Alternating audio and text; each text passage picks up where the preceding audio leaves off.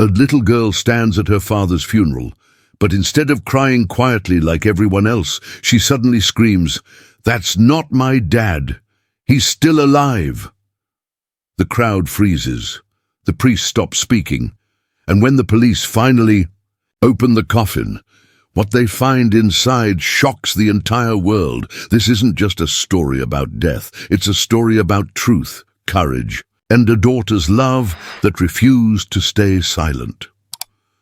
The air was heavy with the scent of white lilies, the kind they always used at funerals.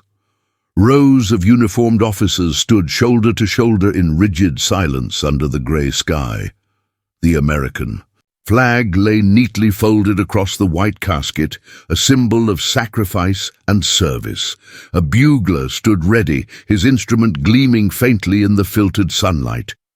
Everything was perfect, or at least it was supposed to be, but the moment 6-year-old Leona Grace Bennett stepped into the aisle and saw the casket, she screamed, not cried, not whimpered. She screamed, a piercing, heart-shattering sound that tore through the polished silence like a blade. "That's not my daddy!" she cried, her voice ragged, raw, and filled with a panic far deeper than any child her age should have ever known. People turned. Some gasped, others looked away, embarrassed by what they assumed was just the unfiltered grief of a child too young to process death. Leona's Aunt Maria stepped forward to scoop her up. "Sweetheart, I know it's hard, but it's okay. He's gone now. It's time to say goodbye." Leona pushed her away violently, dropped to her knees beside the coffin and pounded her tiny fists against it. "You don't understand. He's not in there. They're lying." Whispers began to ripple across the crowd. Mourners exchanged awkward glances, unsure of what to do. Some wept harder at the sight of the girl's raw pain. Others turned away. Standing at the far side of the formation was Detective Marcus Hale, a 48-year-old veteran of the force and the late Officer Darren Bennett's longtime partner.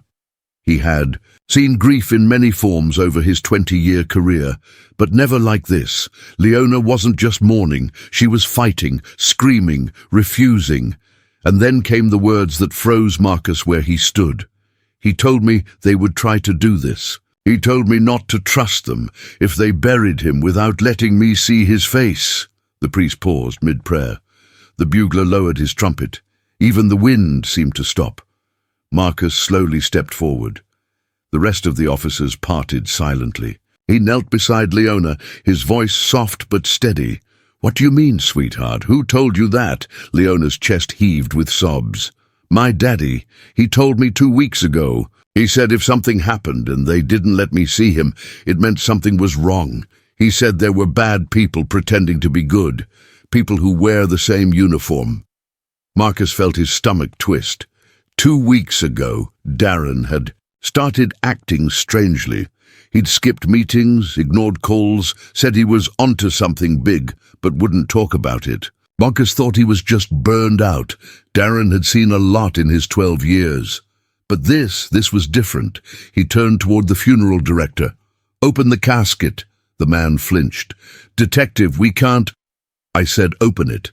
"But it's a closed casket funeral. The body was compromised." "Open it. Now." There was a tense pause. Then, reluctantly, the funeral director gave the nod.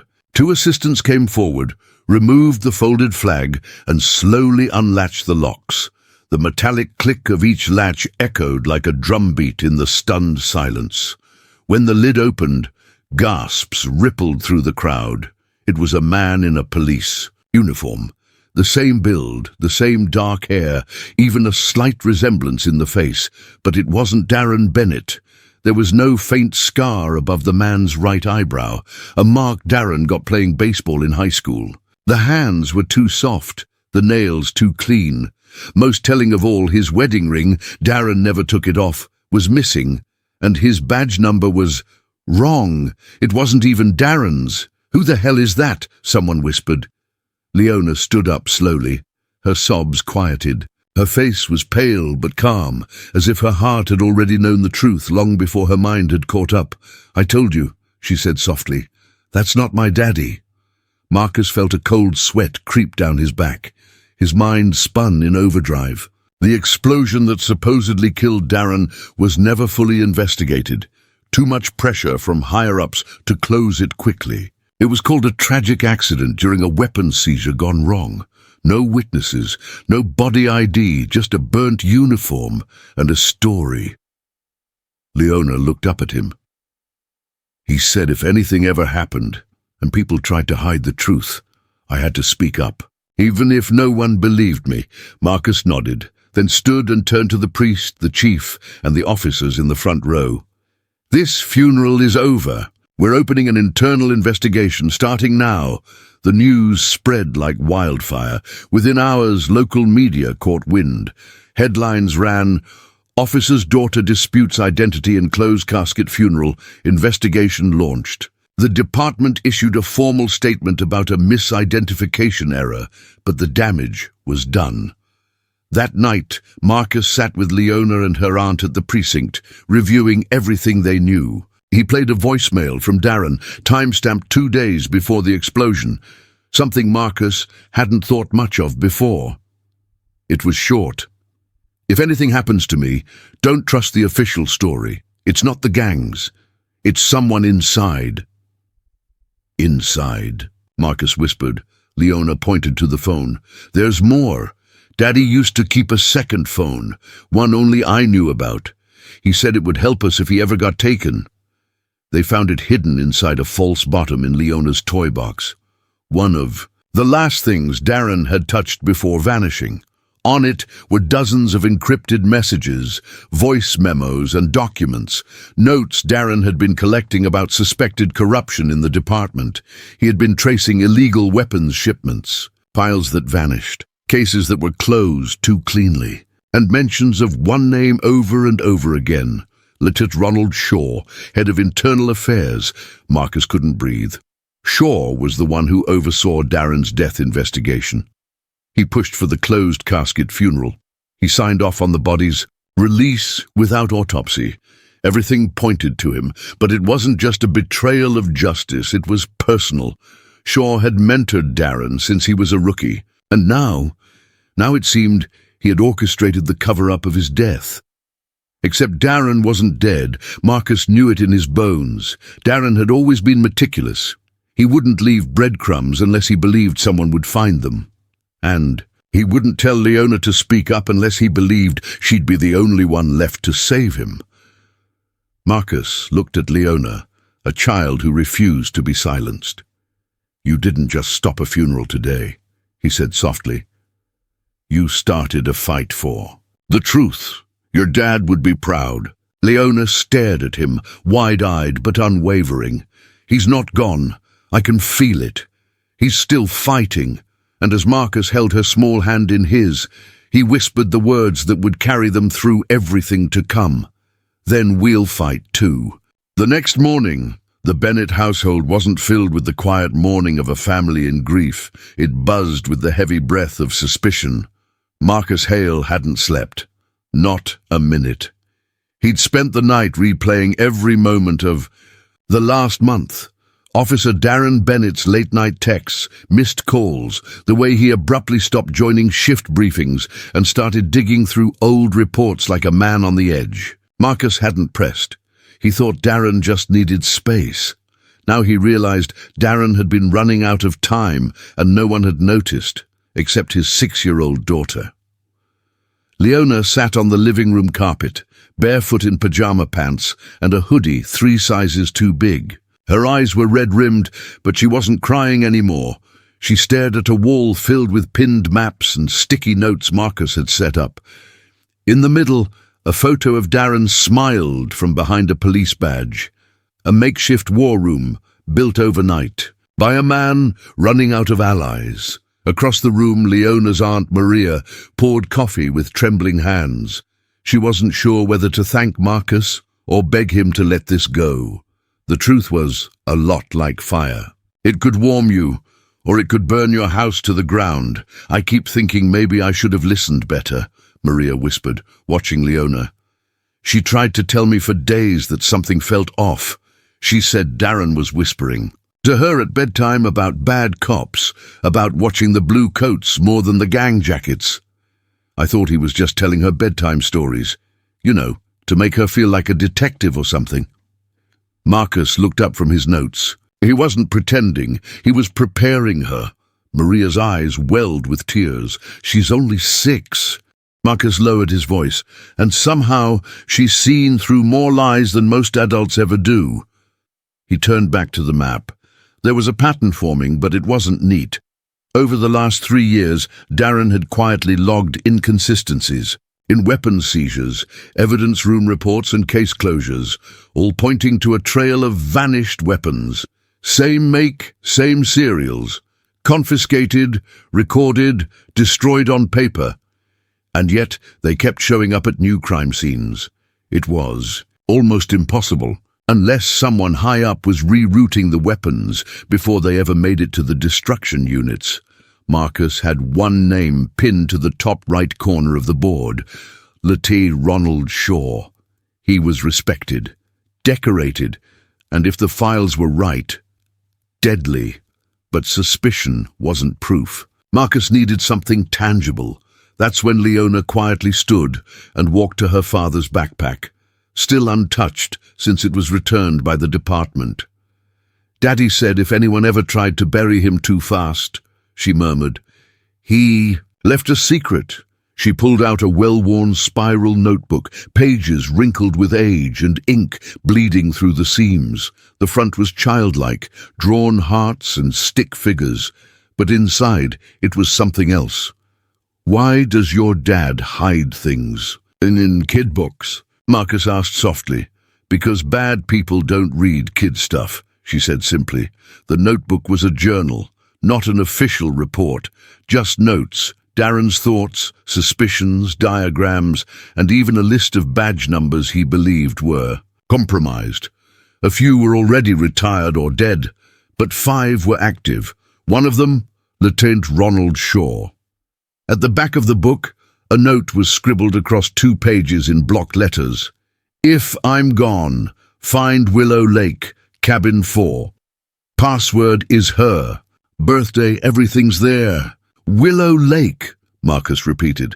That's an old campsite. We used to do PD fishing trips out there years ago. Maria's face paled. That's almost 2 hours outside the city. You think it's real?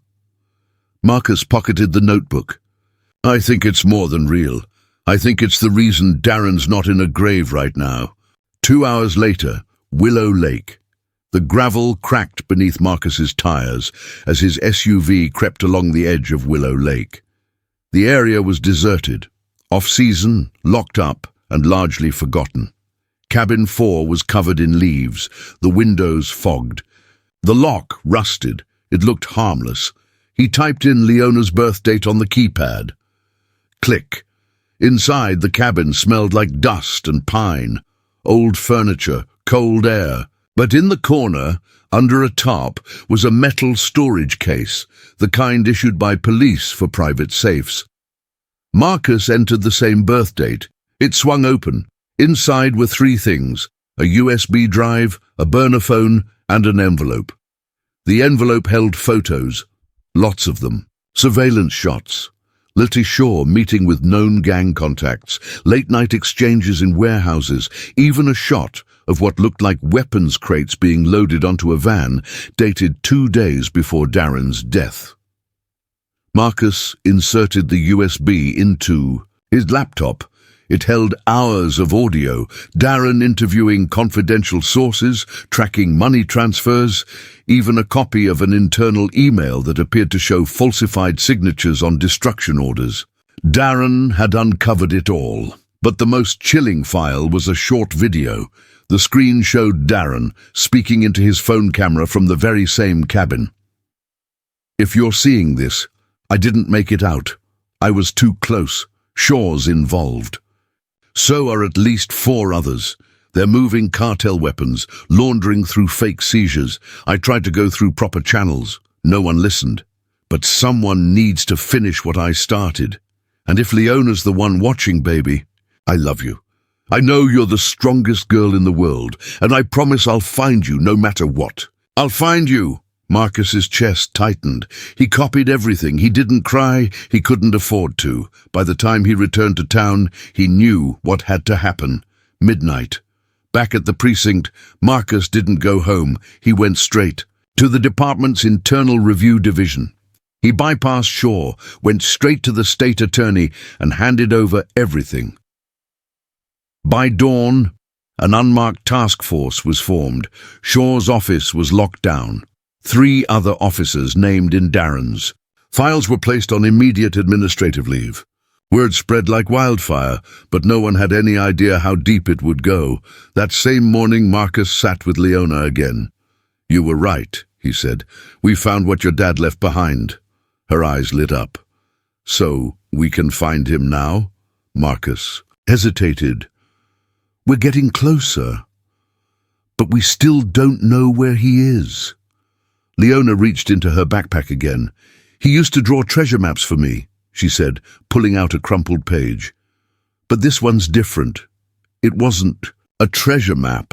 It was a rough sketch, a hidden trail behind an old utility road Darren once patrolled.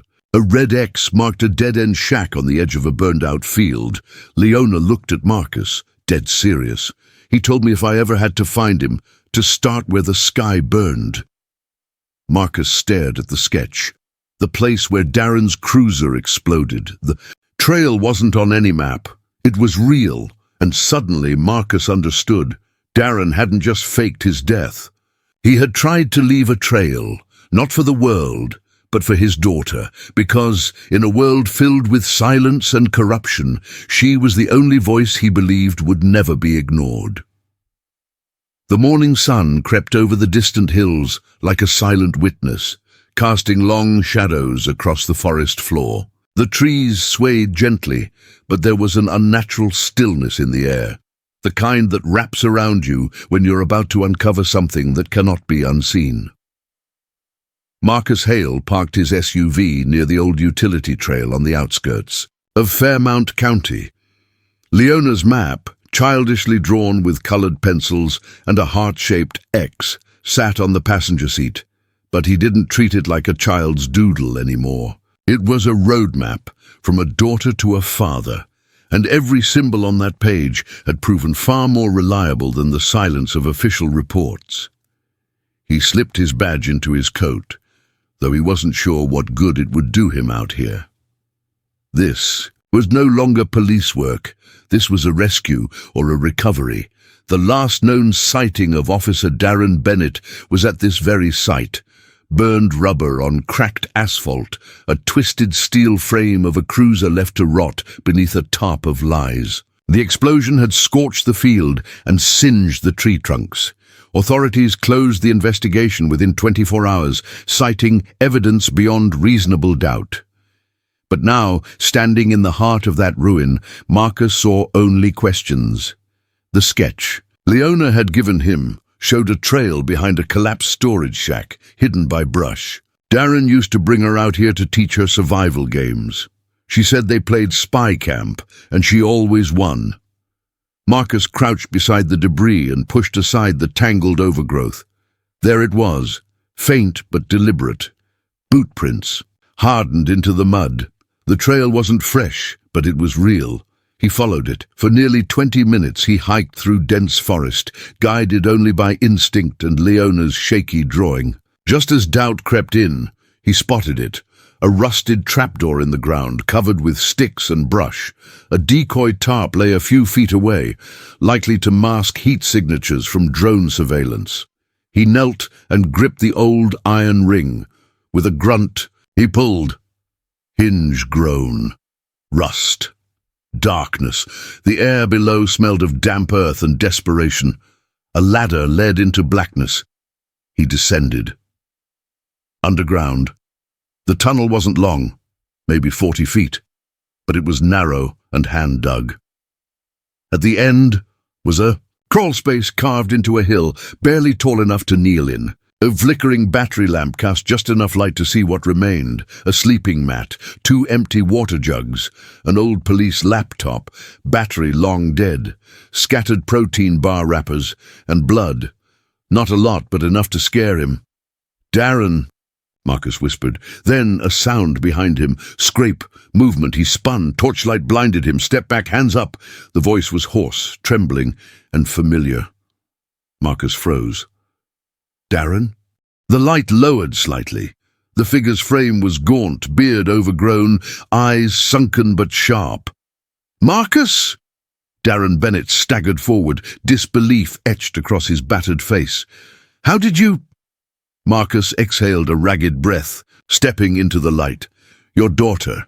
She never gave up. Darren blinked, and for the first time since his disappearance, the hard lines on his face cracked. His knees buckled. Marcus caught him before he fell. She knew I wasn't dead. Darren choked out.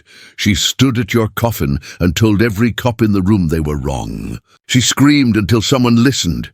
Tears welled in Darren's eyes. God, I knew she'd feel it. I knew she wouldn't believe the story.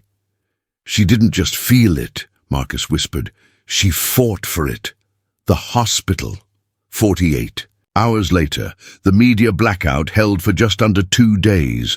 Marcus had called in favors to quietly extract Darren from the forest and into a secure medical facility under an alias. But someone leaked it. By noon, news vans circled the block.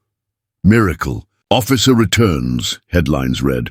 Daughter's cry saves father's life. But the man behind the miracle looked nothing like the photos. Darren Bennett was down 30 pounds, his skin pale and marred with healing bruises, yet his eyes, fierce, focused, never stopped scanning the room. Leona clung to his arm, her tiny fingers tracing the IV line as if it were a lifeline itself. When she first saw him, she didn't speak. She just ran into his arms and cried into his hospital gown for 10 full minutes. He had whispered over and over, "I'm here. I'm here." Now, she wouldn't let go. "Did you hide in the woods?" "Because of the bad police," she asked gently. Darren glanced at Marcus. "She deserves to know the truth," Marcus said. Darren nodded. "I didn't hide, baby," he told her. "I was locked away. Some very bad people, even ones who wore the badge, didn't want me to talk." "Why?" "Because I saw something I wasn't supposed to. And instead of doing the right thing, they tried to bury me. But you brought me back." Her face lit up. "I told you I'd be your helper, remember?" "I remember." He kissed her forehead. "You saved my life." The investigation reopens. With Darren's testimony, everything changed. The files he'd collected in the hidden cabin, now part of a multi-state corruption probe. Officers listed in his journal were questioned, 2 arrested within days. Latine. Ronald Shaw, taken into federal custody at a private airfield trying to flee the country. In his possession, forged identities, offshore bank documents, and shipping records for weapons never logged in PD reports. The public was outraged. Officers wore black armbands, not in mourning, but in shame.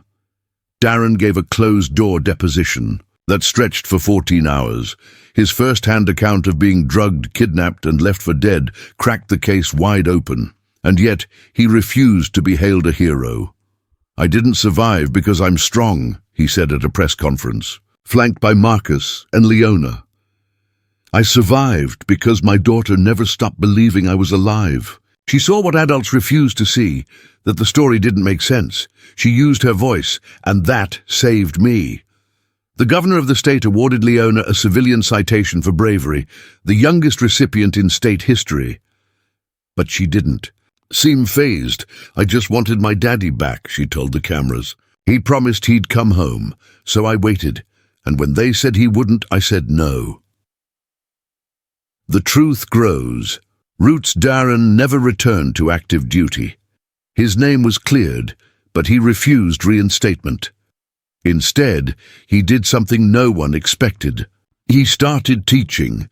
With Marcus, he founded the Bennett Hale Truth Initiative, a non-profit dedicated to training young students in ethics, critical thinking, and how to question false narratives. They began speaking in schools, building workshops for kids, helping them understand the power of their voice, and at the heart of it all was Leona.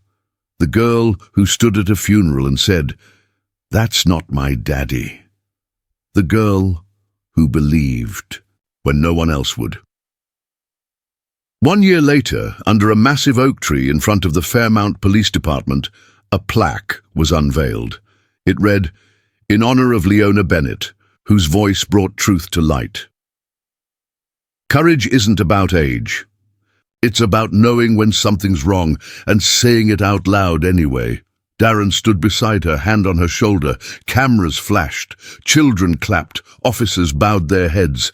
And Leona? She didn't cry. She smiled, because sometimes the smallest voice is the one that shakes the ground beneath a lie. The night was unusually still. Above the city skyline, storm clouds loomed like a sleeping threat. Yet the wind did not stir. It felt as if the world itself was holding its breath, waiting for what came next. In the quiet living room of a modest two-bedroom apartment on the east side of Fairmount, 10-year-old Leona Bennett sat cross-legged on the carpet. Her eyes were fixed on the small TV screen where her father, Officer Darren Bennett, appeared in a looped segment on the evening news. Her dad didn't look like other dads on TV. He didn't wear medals or speak loudly. He didn't bask in applause. Instead, he looked like a man who had returned from a war that only he had been forced to fight. Behind her, Darren sat at the kitchen table, silently sifting through a stack of old voice recordings and handwritten logs. His hands trembled, not from fear but anticipation. Something had been gnawing at him since he resurfaced, a final piece of the puzzle that hadn't fallen into place. He had exposed corruption, helped take down Lotin Shaw, revealed the weapon pipeline, but deep down he still felt something unfinished. "Dad," Leona called softly. "Can I ask something?" He looked up. "Always. You remember that night I said you were alive, and no one believed me?" He nodded. "Well," she hesitated, "I didn't just guess." He tilted his head. "What do you mean?" "I heard your voice." Silence. "You what?" "In my headphones. That night, after the priest said the blessing at the funeral." She stood up and walked to her bedroom. When she returned, she carried an old pink MP3 player. Scratched and scuffed. The one she always carried on the school bus. The one she'd had since she was 6. "I had a voicemail saved here from you. But it wasn't the one you left on my birthday. This one was different. It was scared." Darren stood up. A chill traced down his spine. "Why didn't you tell anyone?" "They already thought I was crazy," she said.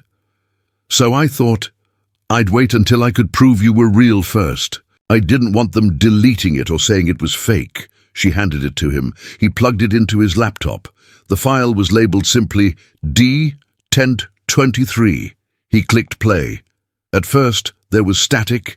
Then, "Leona, it's me. I don't have much time. If this gets to you, that means I couldn't stop them. I need you to remember what we talked about at spy camp. The place near the cedar tree. That's the key. I buried something there, truth they can't erase. Never trust the reports. The man with the flag. He's not who he says he is. I love you. I love..." Static. Darren's hands froze. "Spy camp. The cedar tree. The man with the flag. Marcus," he shouted across the apartment. Detective Marcus Hale was already there, lying on the couch with a laptop on his chest. He sprang to his feet. "Get the map," Darren said. "Leona just blew this thing wide open." The night was unusually still. Above, the city skyline, storm clouds loomed like a sleeping threat, yet the wind did not stir. It felt as if the world itself was holding its breath, waiting for what came next. In the quiet living room of a modest two-bedroom apartment on the east side of Fairmount, 10-year-old Leona Bennett sat cross-legged on the carpet. Her eyes were fixed on the small TV screen where her father, Officer Darren Bennett, appeared in a looped segment on the evening news. Her dad didn't look like other dads on TV. He didn't wear medals or speak loudly. He didn't bask in applause. Instead, he looked like a man who had returned from a war that only he had been forced to fight.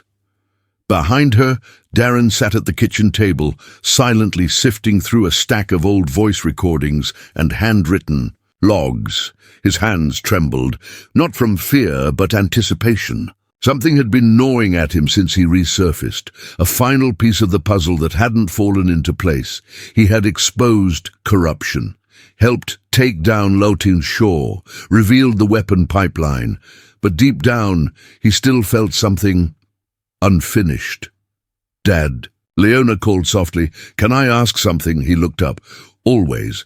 You remember that night I said you were alive, and no one believed me?" He nodded. "Well," she hesitated, "I didn't just guess." He tilted his head. "What do you mean?" "I heard your voice." Silence. "You what?" "In my headphones. That night, after the priest said the blessing at the funeral." She stood up and walked to her bedroom. When she returned, she carried an old pink MP3 player. Scratched and scuffed.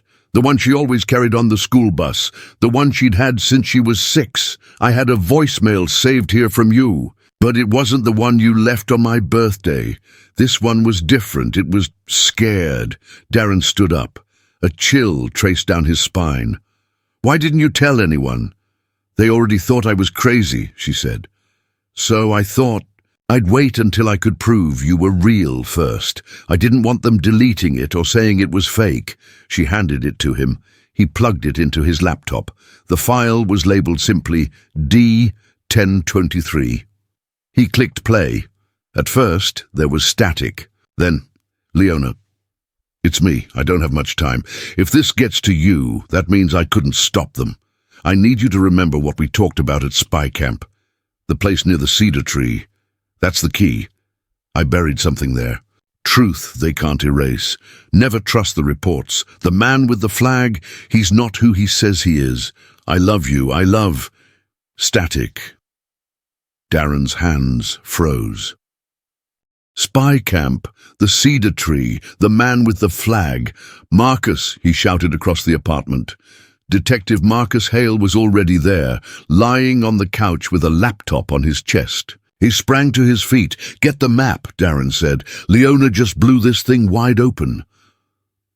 The cedar tree at sunrise the next morning. They stood on a quiet hilltop in Meadow Creek Park, the same place Darren used to take Leona for picnics and pretend spy missions. The cedar tree stood tall and resolute at the edge of the clearing, its roots thick and ancient, its branches bowed like an elder watching over the land. Leona placed her hand on the trunk. "It's right here, I remember." Darren dropped to his knees and started digging with a small trowel. The earth was damp and dense. After only a few minutes, he hit something hard. He cleared away the soil, a small black lockbox. He stared at it, a memory suddenly returning, one he'd buried alongside the truth.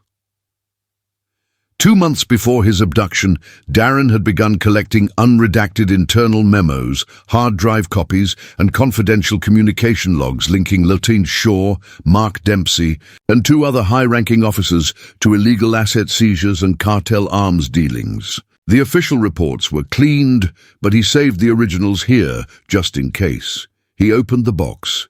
Inside were 2 USB drives, a voice recorder, and a sealed manila envelope.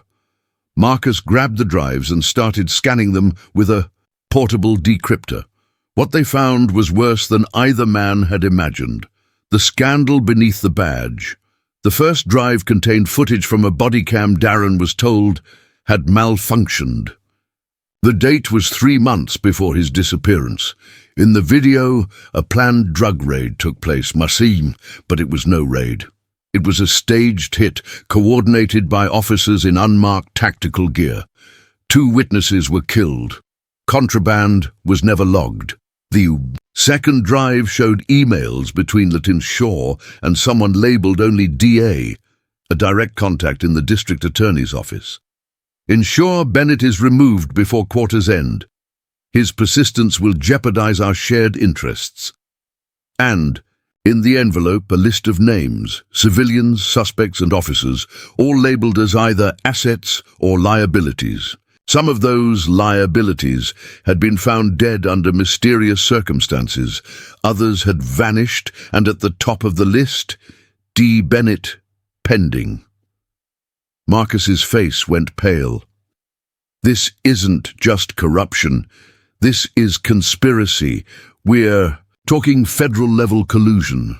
They didn't just want me silent, Darren said grimly. They wanted me erased. Going public, they debated for hours whether to hand it over quietly to the state attorney or release it to the public themselves. Ultimately, they chose the latter. Darren, with Marcus beside him and Leona watching from the wings, held a press conference. Outside the Fairmount Civic Center, news crews were lined shoulder to shoulder. The nation watched. He played the recordings. He displayed the footage. He handed out copies of the list, uncensored. By the time he finished speaking, people were shouting, not in anger, in solidarity. This wasn't about just one crooked cop anymore. It was about an entire system that had let rot spread through its roots, until a little girl stood at a funeral and said no. Fallout within 2 weeks. The acting district attorney resigned. 3 officers were indicted. The Fairmount Police Department was placed under federal review. A Senate subcommittee on law enforcement accountability announced a new nationwide audit program inspired by Darren's files. People began calling it the Leona Effect, a reminder that the truth, no matter how deeply buried, will always rise. If someone has the courage to speak it. A new beginning. Leona was offered book deals, TV interviews, and scholarships from schools she'd never even heard of. But she remained grounded. I didn't do it to be famous, she said once, in an interview that went viral. I just wanted my dad to come home, and I wanted the people who hurt him to stop doing it to others. Darren, meanwhile, continued, expanding the Bennett Hale Truth Initiative. The program grew across state lines. He trained teachers, spoke at academies, and advocated for ethics reform, but his favorite title, Dad. Every Friday night, they still played Spy Camp. Only now, Leona always let her dad win, once in a while. A letter. Found one night, while going through old boxes, Darren found a crumpled envelope he had written just before his disappearance, meant for Leona. He had never gotten to give it to her. He sat on the porch, unfolded the paper, and read it aloud to her. If you're reading this, something went wrong. But don't cry, baby girl, don't you cry. Your dad is stronger than anything evil out there. And you are smarter than any lie. Trust your heart. Speak the truth. And know that I love you always. She rested her head on his shoulder and whispered, I didn't read it, but I knew. The hall was silent as Darren Bennett stepped onto the stage. The seal of the United States Senate loomed behind him, and in front of him, hundreds of eyes, cameras, and journalists awaited his words. Not long ago, this same man had been declared dead. A closed casket, a grieving daughter, a city deceived. Now he stood taller than ever, not as a broken man returning from hell, but as a father, a protector, and a voice for the silenced. At his side was Leona, not a child hidden in the shadows, but a beacon of strength whose defiance in a moment of mourning had unraveled a secret empire. He adjusted the mic, took a breath, then he began. For every name that never got a voice. I'm not here today because I was the strongest, Darren said. I'm here because a little girl believed in something that the rest of us forgot, that love sees what lies can't hide. He looked out at the crowd, then directly into the lens of the nearest camera. I was nearly buried for discovering the truth. But this isn't my story anymore. It's the story of every officer who vanished under suspicious reports, every citizen caught in the crossfire of corrupted loyalty, every name that disappeared into redacted files. He paused. And it's the story of a child who stood over a coffin and said, "This is not my father. That one sentence, spoken through tears, shattered a system of fear. The room remained utterly still. And then the applause began. Slow, deep, rising like a storm building from the ocean's floor. A movement is born. In the weeks that followed the Senate hearing, the Truth Shield Act was introduced, a sweeping set of reforms designed to protect whistleblowers in law enforcement, demand third-party oversight during officer-involved deaths, and mandate transparency in asset seizures. But legislation was only one layer of the wave Darren and Leona had started. The real transformation began on the ground. Communities began forming echo circles, gatherings of families, retired officers, social workers, and teenagers who shared stories of injustice or felt the lingering wounds of institutional silence. Leona and Darren attended the first one in St. Louis, then Atlanta, then Oakland. At every stop, people waited in long lines just to hug Leona. Some brought old police reports. Others just wanted to say thank you. "You showed us that the truth can be louder than fear," one mother said, tears in her eyes, "even if it comes from a child." Leona's letter one evening, Darren found Leona hunched over her desk, scribbling something fiercely into a notebook. He didn't ask what it was, but weeks later, he found out. At a children's journalism conference, Leona took the stage and read a letter she had written, one that would go viral in less than a day. "To the next kid like me," she read, "the one who feels small, scared, or like no one is listening. Let me tell you something. You don't have to shout to make truth heard. You just have to speak, even if your voice shakes. I thought I was just a kid. I thought I couldn't stop anything, but I was wrong. Love makes you braver than fear ever can. I didn't know what to do that day at the funeral, but I knew something was wrong. Sometimes being right feels lonely, but hold on, because the truth is a lot like a seed. People might try to bury it, but all that does is help it grow." She folded the letter quietly, and the room, filled with youth from every background, exploded into applause. Healing isn't just recovery, it's redirection. Though Darren's name was now cleared, his heart still carried the weight of what he'd uncovered and what he'd almost lost. There were nights he woke drenched in sweat, thinking he was still chained under that building. Some dreams still showed Leona crying over a coffin that was never his, but instead of running from that pain, he used it. The Bennett Center for Ethical Policing was established with the help of community leaders and reformed officers across the country. It became a place where new recruits learned not just procedure, but purpose, where integrity was taught alongside tactics, and most revolutionary of all, every graduating cadet spent 1 week shadowing a civilian family who had suffered. From wrongful policing, it was called Week of Walks. "You can't wear the badge," Darren told each class, "until you walk through the lives it touches." The model was adopted in 5 states in under a year. The grave revisited. It was a sunny spring afternoon when Darren and Leona returned to the cemetery. The original headstone, which had read Officer Darren Bennett, 1976-2023, had been quietly removed after his return. But the patch of earth remained. Now a new plaque stood in its place. It read, "Truth is not what the system allows, it's what the brave reveal," in honor of the girl who knew her father's heartbeat better than his death certificate. Beneath it, a single word carved in bold, "Believed." Leona stood quietly, her hand in her father's. "I used to be scared of cemeteries," she said. "Me too," Darren replied, "but now they remind me how much life can come from death." They didn't stay long, just enough to lay a single lily. Then they walked away, hand in hand. Epilogue, letters in the mail.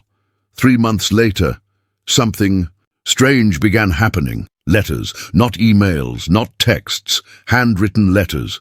They arrived at the Bennett household from across the world, Brazil, Kenya, Korea, even Iceland. Some were from officers, some from children, others from widows or young parents. Each one had its own version of the same message. I found the courage because of you. Some described exposing corruption in local governments.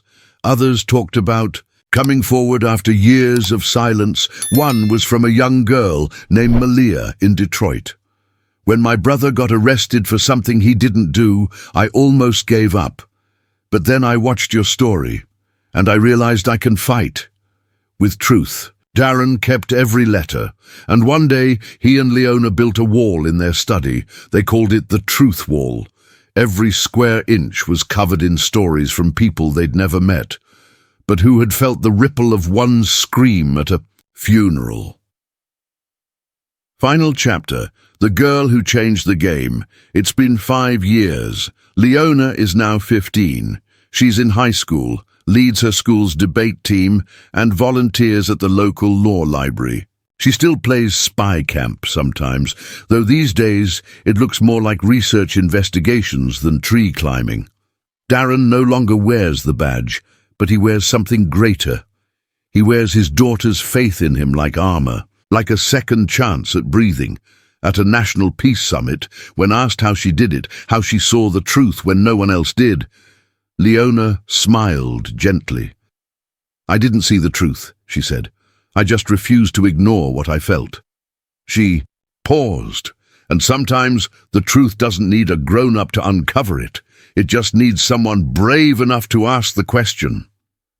The room fell silent, and then the applause began, slow, deep, rising like thunder.